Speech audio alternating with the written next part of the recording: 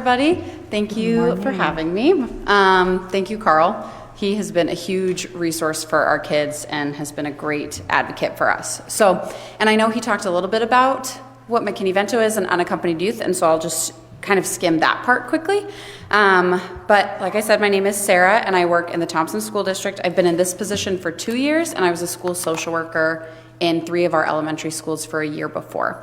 So McKinney-Vento is a federal designation. In every single school district, there's one person that is mandated to be the McKinney-Vento liaison. So it could be that's their only job, it could be that's their part-time job, but somebody has to be the McKinney-Vento liaison, and it's a federally protected group of kids that are experiencing homelessness or lack of stability in their homes. So McKinney-Vento is a student that is lacking a fixed, regular, and adequate house. So all of these decisions have to kind of come down through me. So if somebody's like, oh, we have a kid that's sleeping in a hotel, I have to ask more questions and find out kind of why and what that means, and then therefore they're identified as McKinney-Vento and they're protected under McKinney-Vento rights for the rest of the school year. And that could be like waiving of fees. It means immediate enrollment into school without, like, they don't have to provide birth certificates, they don't have to provide immunizations, because the whole goal is to decrease that instability of school, because a lot of these kids are typically moving all the time, and so we want to get them enrolled in school where they have 2 meals a day, an adult that's watching out for them as fast as possible. So this could mean that they're doubled up, which means that they're living with friends or family due to lack of affordable housing, domestic factors, something that put them in the house, and if they could choose to live somewhere else, would they? And that's kind of how we identify the doubled up piece. Because some people do live with family by choice or by cultural preferences, and so if they could live somewhere else or afford to, or if there weren't as many barriers in their way, would they do that? In Colorado, we know housing prices are insane, and so doubled up is definitely the one we see a lot of because it's cheaper, even though there's a lot of laws surrounding how many people can live in a house. So it kind of makes people always on edge of like, are we going to get caught? Are we going to get in trouble? Are we going to lose our housing permanently? This is also kids that might be living in hotels or motels, unsheltered, so living in cars, campgrounds.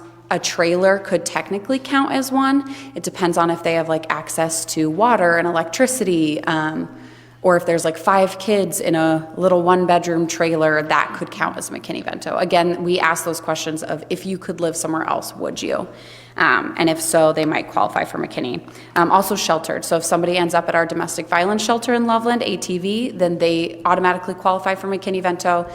Not that we have a lot of homeless shelters in Loveland, but if there was, or if they end up in the Fort Collins one, then they also qualify for McKinney-Vento.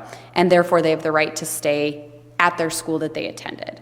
So for an example, if a kid attends Winona Elementary School and they have to go to the domestic violence shelter, they have the right to continue at that school, even if it's not their neighborhood school, or they can go to their neighborhood school. And we have to provide transportation for them to those schools. So we remove all barriers to their attendance. And then this also has to include like causes, so lack of affordable housing, natural disasters. So everybody, this is an interesting tidbit, but everybody that was evacuated due to the Cameron Peak fires last year, those kids automatically became McKinney-Vento, even if they got to go home in a week. But since they were displaced out of their homes due to a natural disaster, they qualified for McKinney. And they might not have needed any services, but we consider those kids McKinney, and they are protected in case they need anything. Okay, so unaccompanied youth, that is our big one. That's the one Carl has probably explained to you. That's the one that his organization is really passionate about supporting. So these are typically teenagers. We don't see a lot of middle school or elementary kids in this protection, but they are McKinney-Vento, so lacking fixed, regular, and adequate house, as well as lacking a parent or guardian.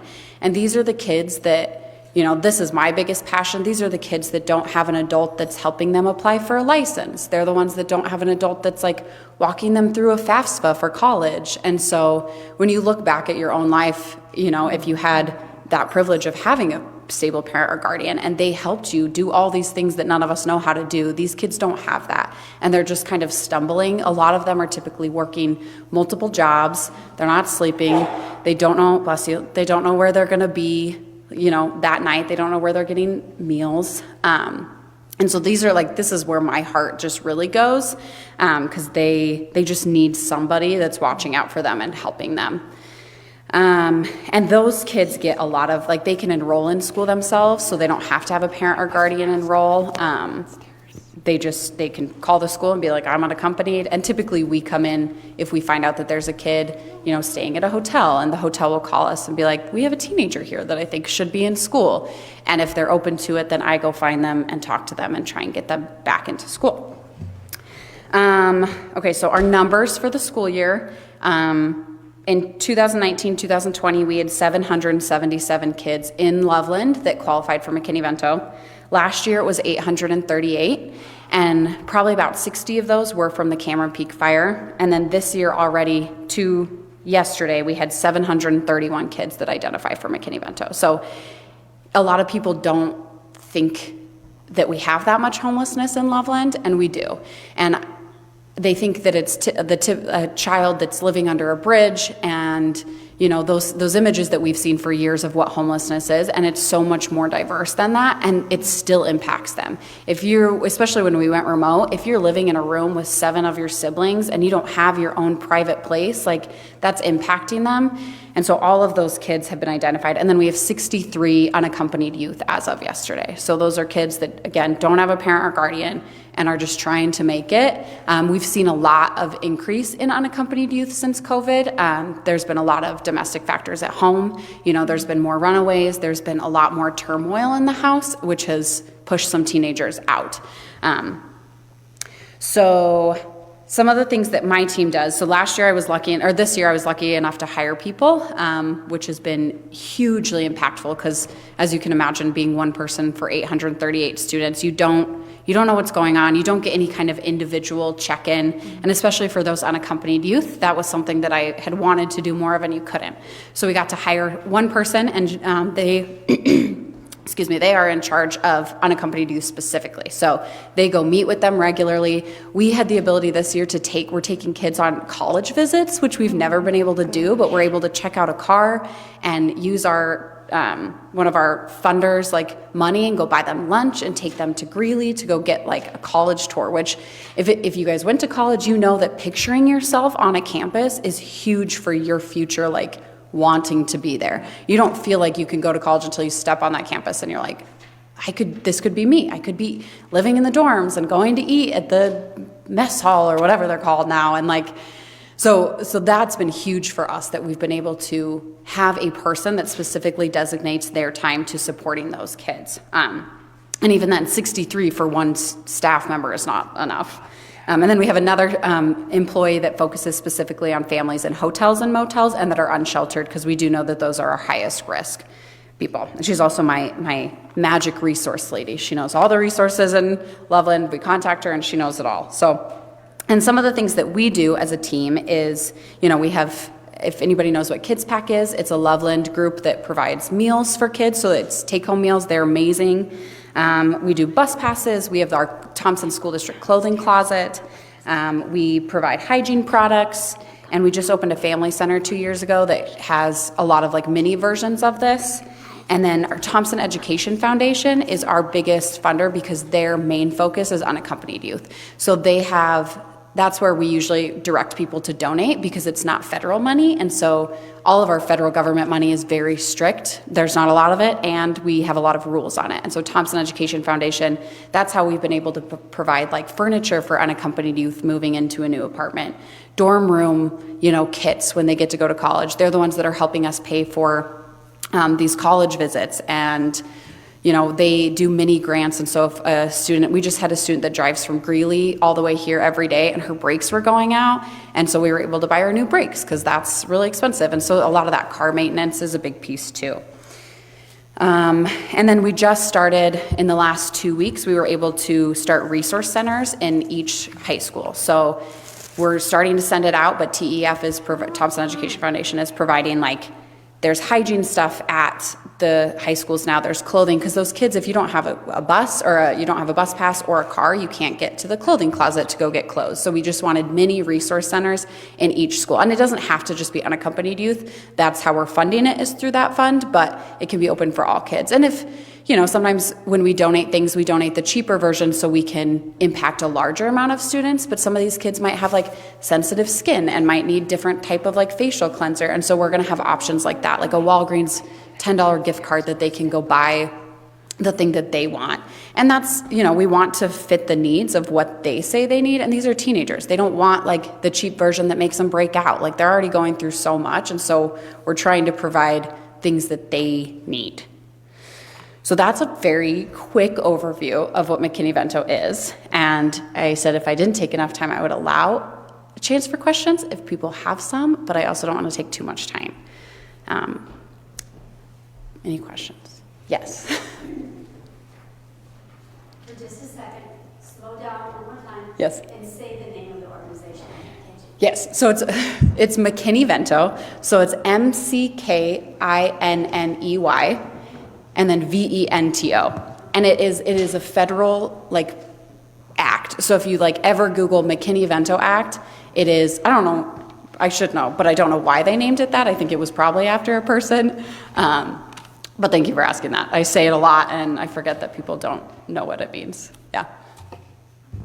Hi, so I was wondering do they automatically become part of that program if both of their parents, I guess, are absent or for reasons outside of their control become absent?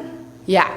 So how that would happen, so let's say, even if a parent moves out of state and the student stays to finish high school and they're paying for everything on their own, we would qualify them as unaccompanied, okay. And therefore they can just get the resources. Again, a student can always deny needing support. It's a very confidential, protected number. So only 4 people in the whole district ever see this list of names. And that makes it hard when people want to volunteer and give back because we can't tell you this student is experiencing homelessness so you can help them. And so it is protected, but they know that there's one person in each school that will be contacting them or be offering support if needed. Okay. Yeah, I think that's it. Thank you guys so much for having us here. Ways that I do like to share ways that people can get involved because I know we're a very action-oriented community, but we do always love gift cards. So King Soopers gift cards are really helpful because they can also get gas with those. Donating to TEF, ThompsonEducationFoundation.org is really helpful. Hygiene bags, we always need a diverse hygiene bags. Snacks. The kids pack snacks are great, but they're typically the same because they help so many students. And some of these kids just want a good snack that they can get during the day. Carl and Together Colorado has helped us a lot with individual support. So they've helped us with paying for an Uber for a couple days while a kid got their tonsils out and the mom couldn't drive, or car repairs, things like that. So it is, oh, that's you guys. I should have known that. Thank you so much. So you guys have helped a lot of our families in those individual pieces, because that's the stuff that we get really stuck on because we have all that weird rules of if you do it for this person, you have to do it for everybody. And so that's when we reach out to community organizations to get us. So Shelly Fletcher is my staff, that she is great and she reaches out and asks for help. And so thank you guys so much, because that one specifically has been huge and just so nice to see the impact for one family. Thank you so Yeah. much. Thank you guys. Oh yeah. Is your office, are you located at the Thompson Valley High School, or are you located at the district? So we are actually a full district program. So my office is technically in the administration building on Taft Hill across from that King Soopers. But we also are constantly going between all the schools, or we're at the Family Center, which is in the Stansbury Early Childhood Center off 57th, I believe is the address. Yeah, but we're usually on the road, kind of bouncing around between schools. Okay. Yeah. Thank you. Yeah, thank you guys. Let us thank you so much for your time. Thanks so much, Sarah. And what a reminder of the tremendous need in our community as we continue to grow and deepen in our support of homeless youth, specifically unaccompanied youth. The Thompson Valley Education Fund and McKinney-Vento is such a powerful way for us to be supportive. Thank you so much.